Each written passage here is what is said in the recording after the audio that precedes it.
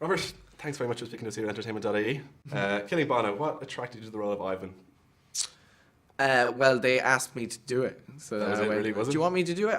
Yeah, I'll do it. Fair That's enough. all right. Was it free compliments?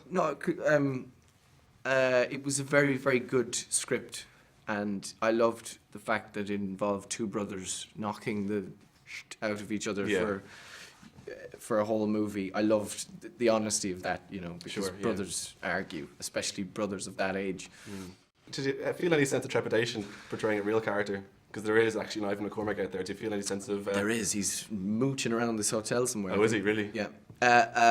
Yeah. It was quite. It was a new one for me. I hadn't played a real human with thoughts and stuff before.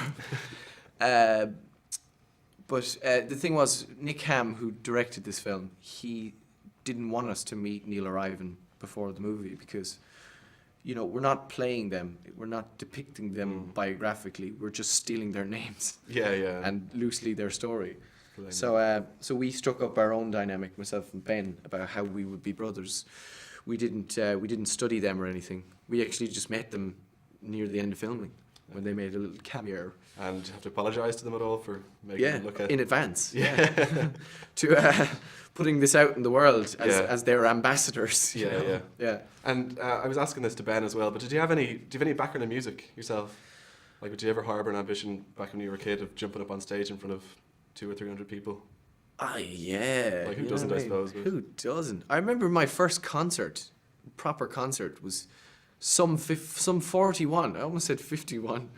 Some 41. And I got to the gate and your man went, "How old are you?" And it was over 16s, obviously at the point. And I went, 15. I was so honest. Did he let you in? No. He didn't. Turned you But then away. I snuck in. Myself and my mate, half. There was a bunch of us, but me and my mate didn't get in. And we eventually snuck in. The guy just turned a blind eye and just went.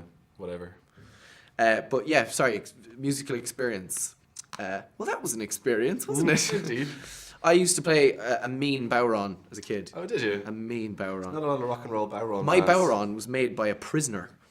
Really? The bowron I have was made by an actual man in prison. What did he do? Made bowrons. They put him away. He was too good. They put him away for it.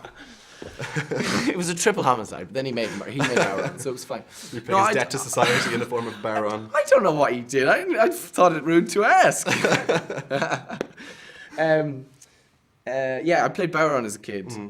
I used to do flaciols and stuff. I remember the principal of my primary school used to let me come in late on a Tuesday morning because he knew I was in the pub on Monday night playing Playing the music. bowron, really? Yeah, and whistle and banjo a bit as well. Oh, very good. Very good.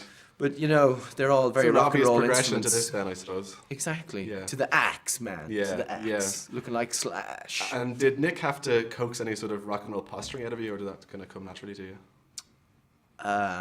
Well, there was much encouragement of the jumping around on stage. Yeah. There was like, do a lot of that. Just get to the mic for the bit where you're supposed to be singing. Because it's playback. Yeah, we were very much encouraged to be as rock starry as we possibly could. And they loved it. And the more energy, the better. The boy, yeah, exactly. Yeah. Exactly. Because you can't underplay any of that stuff. You can just go mad with it. Yeah, it's kind of, I've seen it written down on pieces of paper before that this is like the younger, cheekier brother of the Commitments, which is obviously kind of an easy comparison to make. But I mean, it's not too bad being mentioned in the same breath as that. Not at all. No. Yeah. And I suppose we had the same screenwriters. Dick Clement and Ian Lafrene. So yeah, it's lovely. I think there is a very similar humour. Very, very Dublin. You know? Exactly. Yeah, for sure. Yeah. And there are long sequences where we're on stage singing.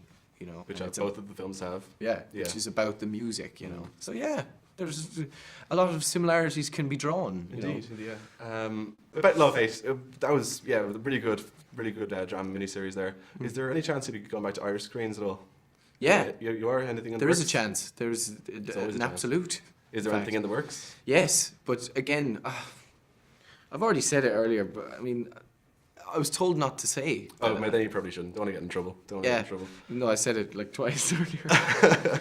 But I can't. Look, I'm in an interview. I can't Just be like, I keeping suppose yes is the secrets, answer, right? so we're happy with Yes. that. Okay. Yes, good. exactly. I answered the question, Yeah, didn't you I? did like a pro. I'm Can I ask you back very doing briefly, something I'm being in told to Ireland. wrap up here, but season 3 of Misfits, what's the story with that? Is that It's happening, yeah. It's in mad preparation mode at the moment, and And any idea when that's going to be hitting hopefully screens? I'll be involved. There's a few gigs that I'm absolutely doing, and they clash, you know. Oh, But you know, we'll see what kind of schedule see how it happens, transpires. and, you know, Cool.